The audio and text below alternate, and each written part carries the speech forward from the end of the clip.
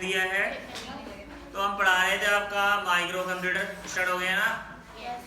अब micro computer में मैंने आपको डेस्कटॉप समझाया था। डेस्कटॉप जैसे कि हमारी लैब में रखे हुए हैं, डेस्कटॉप डेस्क पे रख के जिसको हम वर्क करते हैं उसको डेस्कटॉप बोलते हैं। वो अपने साथ साथ कंटेन करता है CPU, आपका इनपुट डिवाइस जैसे माउस, कीबोर्ड, आउटपुट डिवाइस में आपका मॉनिटर हो गया, स्पीकर वगैरह, ये चीज़ें इसमें लगी रहती है। उसके बाद हमारा जो दूसरा नंबर है वो है हमारा लैपटॉप। लैपटॉप में CPU, आपकी जो आउटपुट यूनिट है, स्क्रीन, माउस को टच बना दिया जाता है और कीबोर्ड को उसी में अटैच कर देते हैं। पूरी यूनिट एक साथ अटैच रहती है, इसको रिमूव नहीं किया जा सकता लैपटॉप से। तो ये भी हमारा माइक्रो कंप्यूटर में आता है। लैपटॉप के बारे में आप सभी जानते हैं। सर लैपटॉप में भी CPU होता है। हाँ, CPU होता है।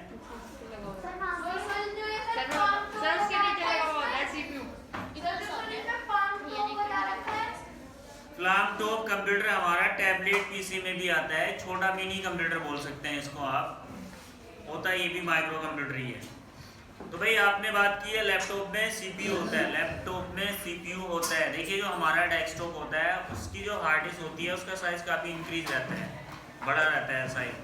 लेकिन लैपटॉप की जो हार्ड डिस्क होती है उसका साइज़ छोटा कर दिया जाता है, कैपेसिटी उसकी ज़्यादा रहती है। न्यू टेक्नोलॉजीज़ को डेवलप किया था जब लैपटॉप को बनाया गया। रैम उसमें भी लगी रहती है, उसमें भी CPU और प्रोसेसर सारी चीज़ें लगी रहती है लैपटॉप में हमारे। और अलग से बैटरी लगती है जैसे हमारे मोबाइल फ़ोन में लगती है। CPU तो हमारे मोबाइल फ़ोन में भी है। आपको क्या लगता है CPU इतना बड़ा ही होगा? साइज छोटा कर दिया गया। हाँ, सबका अपना अपना अलग अलग चीज़ें होती है। जैसे हमारी बाइक्स होती है उसमें भी इंजन होता है, गाड़ी है उसमें भी इंजन है, ट्रक है उसमें भी इंजन है, लेकिन इंजन का साइज़ अलग अलग है, उनकी कैपेबिलिटी अलग, साइज़ अलग चीज़ हो जाती है, कैपेबिलिटी उनकी अलग हो जाती है, समझ रहे हैं ना आप। तो अलग अलग उनकी सेव हो जाती है, वर्क में थोड़ा डिफरेंस हो जाता है। तो चलिए शुरू करते हैं। नेक्स्ट है मिनी कंप्यूटर। हैंडहेल्ड बेटा हमारा टैबलेट PC होता है, मिनी कंप्यूटर इसको बोल देते हैं एक तरह से, जो माइक्रो कंप्यूटर का जो मिनी कंप्यूटर है, ठीक है, छोटे वाला टैबलेट PC, आपके मोबाइल फ़ोन हो गए, ये सब हमारे हैंडहेल्ड कंप्यूटर में आते हैं। नेक्स्ट दिया है मिनी कंप्यूटर। तो नाम इसका मिनी है लेकिन मिनी नहीं है, ये माइक्रो कंप्यूटर से काफ़ी पावरफुल कंप्यूटर होता है, साइज में भी उससे बड़ा होता है।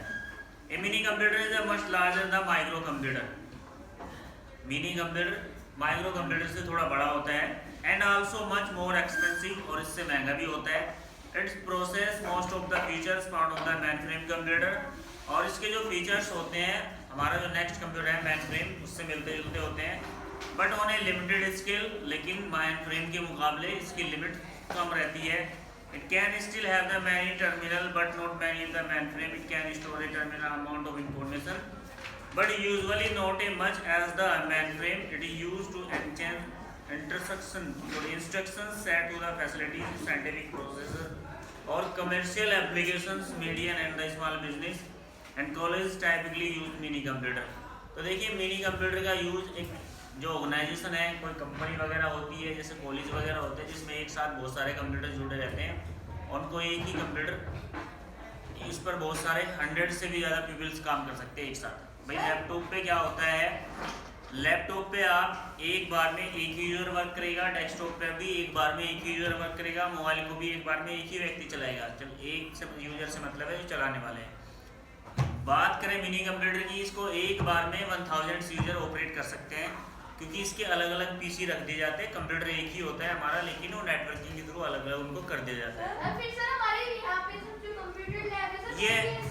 नहीं, ये अनकम्प्यूटिंग है, ये अलग टेक्नोलॉजी है। बोलिए सर हमें भी एक पूछना था, जो हमारे स्कूल में कंप्यूटर लैब है सर, वो भी एक सर भी है सर, वो क्या चीज है? नहीं, वो माइक्रो कंप्यूटर है लेकिन वो अनकम्प्यूटिंग।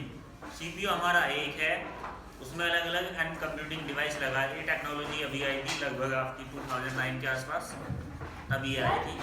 सर आप सर कहते तो हो कि मैं मेन PC स्टार्ट कर देता हूँ अभी, मेन PC मतलब जो सा है। हाँ, उस मेन PC से तो जुड़े होते हैं सारे, मेन PC से सर ये केबल से जुड़े हैं ना सारे के सारे। डिस्प्ले आ रही है, हमारी डिवाइस नीचे लगी तो रहती है, इसमें हमारा कीबोर्ड और माउस लगा रहता है। जैसे आपने सही करा था कल को, वो इस तरह लगे रहते हैं। अब स्पीड CPU एक ही है, मेमोरी एक है, थोड़ी थोड़ी सारे कंप्यूटर्स को दे दी गई है। वो अगर मेन PC नहीं चलेगा तो कोई भी कंप्यूटर नहीं चलेगा, वो नेटवर्किंग है, उसको एन कंप्यूटिंग टेक्नोलॉजी बोलते हैं। वो अलग चीज़ है, मिनी कंप्यूटर अलग है। नेक्स्ट बात करते हैं मेन फ्रेम कंप्यूटर। तो मोस्टली जैसे आप गूगल का यूज़ करते हैं, माइक्रोसॉफ्ट गूगल, भाई कितनी सारी इंफॉर्मेशन रहती है गूगल में, आप कुछ भी डालो वही आपको देगा। और या फिर कोई बड़ी ऑर्गेनाइजेशन, वहाँ पर मेन फ्रेम कंप्यूटर का यूज होता है। इसमें भी 1000 से 10,000 यूजर एक साथ वर्क कर सकते हैं इस कंप्यूटर पर, और बहुत ज़्यादा डाटा स्टोर करने की कैपेबिलिटी इसकी होती है। यूज ये भी किसी ऑर्गेनाइजेशन या फिर कंपनी के लिए ही होता है। इसको पढ़ लेना। नेक्स्ट क्या दिया है, सुपर कंप्यूटर। ये बता देते हैं भाई, सुपर कंप्यूटर देखो ध्यान से, आपने एक मूवी भी देखी होगी क्रिस 2, उसमें वो कंप्यूटर बनाता है और इतना ही बड़ा कंप्यूटर होता है जितना बड़ा ये दिखाई दे रहा है सुपर हमारा। अब देखिए सुपर कंप्यूटर का काम क्या होता है, मैं आपको बता देता हूँ। सुपर कंप्यूटर हमारे किसी काम का नहीं है, जनरल पर्पस के लिए, जैसे हम लोग अपने काम के लिए करते हैं या किसी ऑर्गेनाइजेशन। सुपर कंप्यूटर का काम होता है डिफेंस, जैसे हमारी इंडियन आर्मी है, रक्षा मंत्रालय जो होता है हमारा, या फिर हमारे जो साइंटिस्ट है जो रिसर्च करते हैं, सैटेलाइट भेजते हैं स्पेस में, तो सैटेलाइट भेजना सुपर कंप्यूटर का काम है। इसके अलावा अगर मिसाइल लॉन्च करना है तो सुपर कंप्यूटर से होती है। दूसरा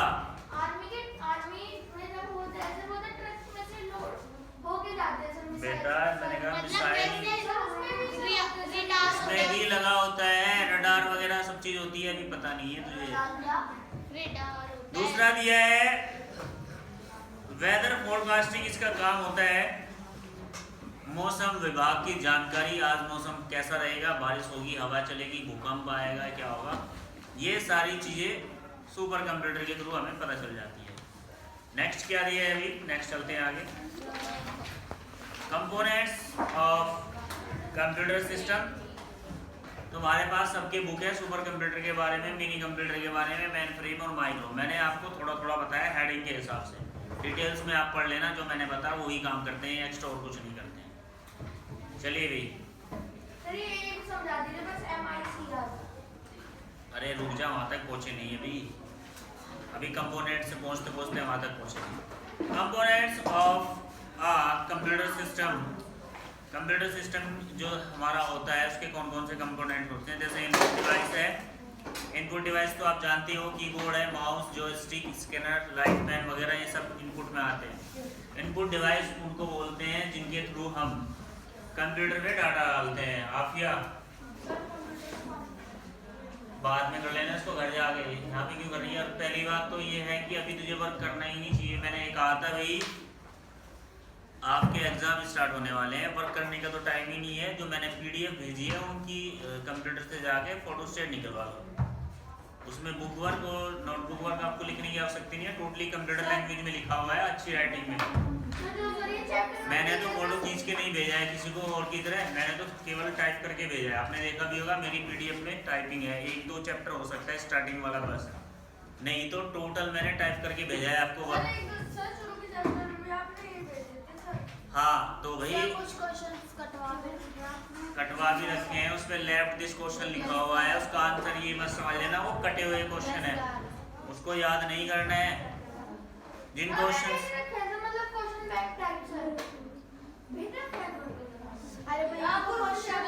ग्रुप में नहीं हो गया, आप पीडीएफ भेज रखी है मैंने हर चैप्टर की, बुक वर्क और नोटबुक वर्क सारी चीजें, इसलिए तुम्हें लिखने की इस तरह मेहनत करने की आवश्यकता नहीं है। 10-20 रुपए लगते हैं, 30 रुपए भी लग जाएंगे वहाँ कंप्यूटर वाला। तो 4 चैप्टर 5 चैप्टर है, क्या हुआ 50 रुपए में निकल जाएगा। फिर केवल आपको वही चैप्टर तो निकलवाने हैं जो एनुअल में आएंगे, बाकी का क्या करोगे।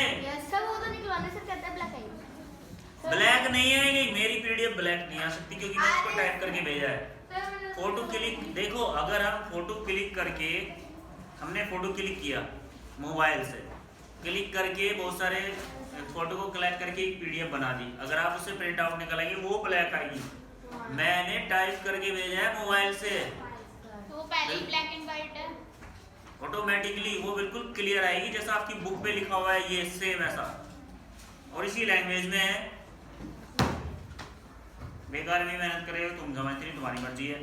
बार कोड रीडर देख लीजिए, देखिए बार कोड रीडर में आपने बार कोड दिखाई दे रहा है, ये एक तरफ बार कोड रीडर है, एक तरफ बार कोड है।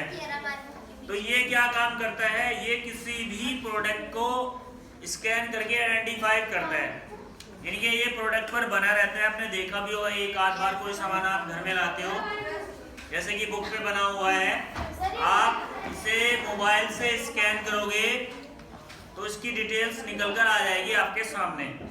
क्या दिया है, barcode reader, it is used by a computer to scan and identify the product और item code in the supermarket.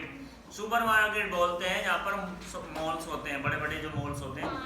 हमारे यहाँ तो है नहीं, शामली में भी नहीं है, नहीं वो मॉल नहीं हो, भैया वो भी तो मॉल नहीं है, पर वी-मार्ट तो है। वी-मार्ट एक अलग चीज है, मॉल तो काफी, ये जितना बड़ा हमारा स्कूल है इतनी बड़ी मार्केट होती है। अब उसमें क्या होगा, सिनेमा हॉल वगैरह सारी चीजें वहाँ मिलती है और काफी महंगी एक्सपेंसिव होती है, बिग बाजार जिसको बोलते हैं हम। हाँ तो मैं बता तो रहा हूँ, सुन तो लो पूरी बात, बोलना शुरू कर देते हो या नहीं। हमारे मुजफ्फरनगर में भी शायद नहीं है, इतना बड़ा नहीं होगा, छोटा होगा। साइलेंट।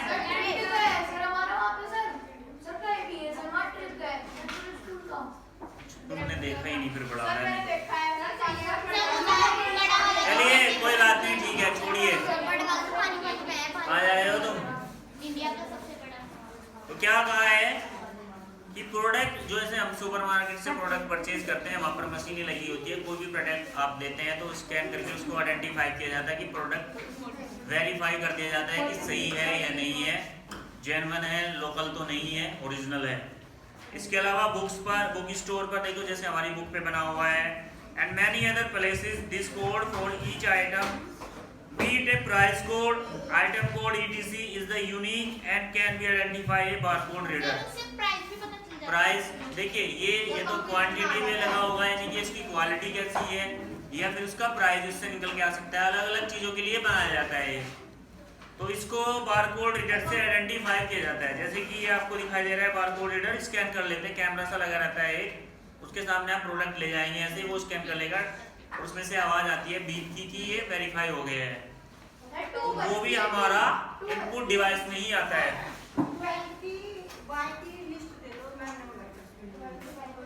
बायो की 12th बायो